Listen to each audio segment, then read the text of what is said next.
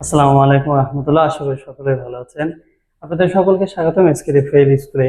আমি গত ভিডিওতে সপ্তম শ্রেণীর চতুর্থ অধ্যায়ে 4-1 অনুশীলনের যতগুলো অঙ্ক আছে সেগুলো সব সমস্যার সমাধান করে দিয়েছি।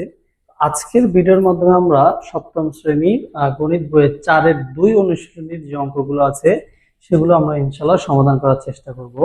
তো আমি এখানে 4-2 এর কিছু 6টা রাশি লিখে রেখেছি। এই 6টা রাশি হচ্ছে 4-2 ভাগ আছে 3টা ভাগ। তো প্রথম ভাগটা হচ্ছে একপদী রাশিকে একপদী রাশি দ্বারা ভাগ, বহুপদী রাশিকে একপদী রাশি দ্বারা ভাগ এবং বহুপদী রাশিকে বহুপদী রাশি দ্বারা ভাগ।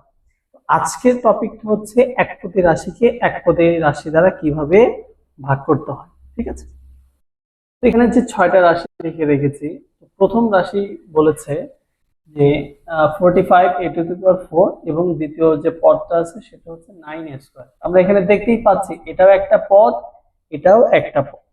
একপদী রাশিকে একপদী রাশি দ্বারা তো গুণ শিখেছি, এবার ভাগটা কিভাবে করে। তো ভাগের জন্য আমাদেরকে যেটা মাথায় রাখতে হবে, মনে রাখতে হবে, সেটা হচ্ছে যে যে সংখ্যাগুলো আছে সেগুলো একদম গাণিতিক নিয়মে যেভাবে আমরা ভাগ করি ঠিক সেম ভাবে ভাগ করে দেব। এবং যে অক্ষরগুলো থাকবে সেটার ক্ষেত্রে আমরা কি চিন্তা করব, যে গুণনের ক্ষেত্রে চলক চলক মিল থাকলে আমরা পাওয়ার গুলো যোগ করে দিয়েছি। ভাগের ক্ষেত্রে কি করব, যদি চলক চলক মিল থাকে তাহলে পাওয়ার গুলো আমরা বিয়োগ করে দেব। ঠিক আছে, এখানে যদি আমি লিখি, এখানে বলেছে যে প্রথম রাশিকে দ্বিতীয় রাশি দ্বারা ভাগ, এর মানে প্রথম রাশিটা কি হবে, ভাজ্য হবে, দ্বিতীয় রাশিটা কি হবে, ভাজক হবে। তাহলে এখানে আমি যদি ভাগ করি তাহলে এখানে 45 a টু দি পাওয়ার 4 ভাগ 9 স্কয়ার, এরকমই তো হয় তাই না, যে প্রথম রাশিকে দ্বিতীয় রাশি দ্বারা ভাগ। আমি কি বলেছিলাম, যে সংখ্যাগুলো আমি নর্মালি যেভাবে আসলে ভাগ করেছি আমরা ছোটবেলায়, ঠিক আমরা এখনো সংখ্যাগুলো সেভাবেই ভাগ করব। যেখানে 45 আর 9, 9 কে 9 আর 5 9 45, তাহলে এখানে কত হবে 5, তার নিচে 1। তো আমরা তো জানি নিচে 1 লেখার প্রয়োজন নেই। আর একটা কথা বলেছিলাম, সেটা কি, অক্ষর অক্ষর মানে চলক চলক যদি মিল থাকে তাহলে পাওয়ার গুলো আমরা কি করে দেব, বিয়োগ করে দেব। তাহলে এখানে a, এখানে 4 আছে আর এখানে 2, তাহলে 4 মাইনাস 2।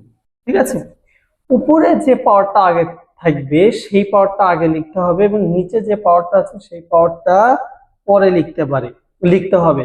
হতে পারে উপরে পাওয়ারটা কত ছোট, নিচের পাওয়ারটা বড়, তারপরেও কি উপরে যেটা থাকবে সেইটাই আগে লিখতে হবে। এটা কি হবে, যে 5a। ঠিক আছে, এইটা হচ্ছে আমাদের অ্যান্সার। 2 নাম্বার কি বলেছে, যে -24 a টু দি পাওয়ার 5 আর আরেকটা রাশি হচ্ছে 3a স্কয়ার। তার মানে কি, প্রথম রাশিকে দ্বিতীয় রাশি দ্বারা ভাগ করতে হবে। প্রথম রাশি -24 a টু দি পাওয়ার 5 ভাগ দ্বিতীয় রাশি কি আছে 3a স্কয়ার, এখানে 3a স্কয়ার লিখে দিলাম। তাহলে এটা কি হবে, আচ্ছা এই যে 24 কে 3 দ্বারা ভাগ করলে নরমালি আমরা ভাগ করতে পারি, 3 × 24, তাহলে এখানে 8 লিখে দিলাম। এখানে এ চলক এবং এ চলকের কি মিল আছে না, যদি মিল থাকে তাহলে আমরা পাওয়ার গুলো বিয়োগ করে দিব। দুইটা চলক আছে, একটা লিখবো, গুণনের সময়ও 100টা থাকলেও একটা লিখেছি, ভাগের ক্ষেত্রেও একটা চলকই লিখবো। উপরে যে পাওয়ারটা আছে সেটা আগে হবে এবং দেন নিচেরটা হবে। ঠিক আছে, বিয়োগ করলাম। এইবার এখানে 24 এর আগে দেখলাম একটা মাইনাস আছে। আমি গুণনের সময় বলেছিলাম যে রাশিগুলো গুণন করা হবে এদের মধ্যে আমরা আগে জাস্ট একটা জিনিসই মনে রাখবো, সেটা হচ্ছে মাইনাস চিহ্নের সংখ্যা কয়টা। মাইনাস চিহ্নের সংখ্যা যদি জোড় সংখ্যা হতো তাহলে সামনে কোনো চিহ্ন বসতো না, তার মানে প্লাস চিহ্ন বসতো। আচ্ছা, আর যদি মাইনাস চিহ্নের সংখ্যা বিজোড় হতো তাহলে সামনে একটা মাইনাস বসিয়ে দিতাম। ঠিক ভাগের ক্ষেত্রে আমরা সেম জিনিসটাই মনে রাখবো, যে যে দুইটা রাশি আমরা ভাগ করছি সেই দুইটা রাশির মধ্যকার মাইনাস চিহ্নের সংখ্যা কয়টা আছে।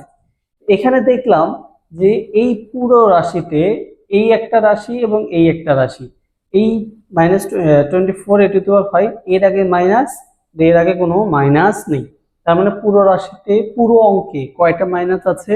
একটা মাইনাস আছে। এই যে এক যে সংখ্যাটা, এটা জোড় নাকি বিজোড়? বিজোড়। তাহলে সামনে আমার মাইনাস থেকে যাবে। ঠিক আছে, এখানে -8a³ এই তো আমাদের চিহ্নের ক্ষেত্রেও আমাদের নিয়মটা বোঝা শেষ, সংখ্যাগুলো কিভাবে ভাগ করতে হয় সেটাও বোঝা শেষ, অক্ষরগুলো জাস্ট আমরা পাওয়ারগুলো বিয়োগ করে দেবো যদি মিল থাকে, এটাও আমাদের বোঝা শেষ। এর মানে হচ্ছে নতুন আর কোনো নিয়ম নেই। আমি তো বারবারই বলি যে জাস্ট একটা অথবা দুইটা অঙ্ক মনোযোগ দিয়ে বোঝা প্রয়োজন। যদি একটা দুইটা মনোযোগ দিয়ে বুঝতে পারেন ইনশাআল্লাহ কোনো অঙ্ক সমস্যা হবে না। 3 নাম্বার বলেছে 30a⁴x³ আর একটা রাশি হচ্ছে -6a²x। ঠিক আছে, তাহলে আমি যদি এখানে রাশি লিখি 30a⁴x³ ডিভাইডেড -6a²x, এইটা আছে। তাহলে এটার ক্ষেত্রে কি হবে? প্রথমে আগে আমরা চিহ্ন বসাই। দেখলাম পুরো রাশিতে মাইনাস চিহ্ন জাস্ট কয়টা? একটা আছে। তাহলে আমরা জানি এক, যে একটা আছে, এক জোড় নাকি বিজোড়? বিজোড়। তাহলে আমাদের সামনে মাইনাসটা থেকে যাবে। ঠিক আছে, আচ্ছা। এরপর 30 এবং 6 ভাগ করলে কত হয়? 5 6 30, 5 লিখে দিলাম।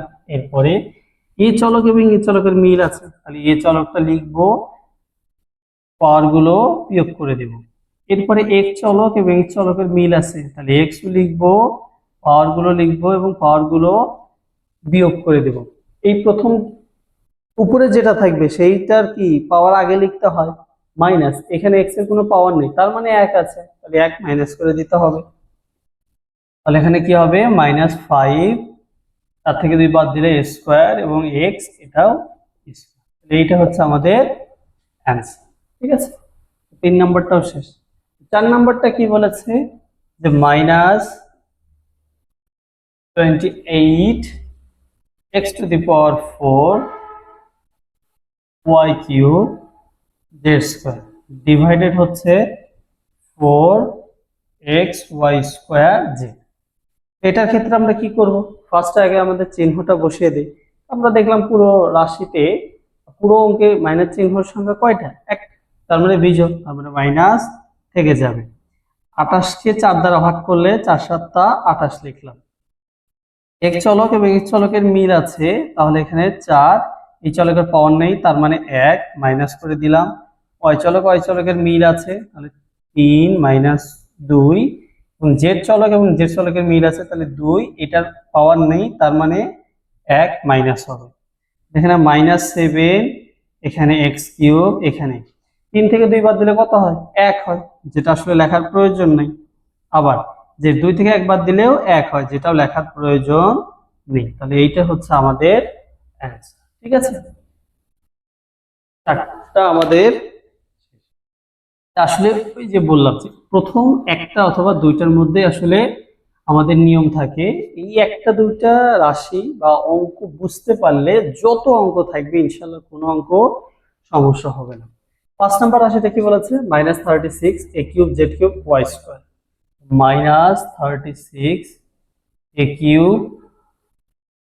z³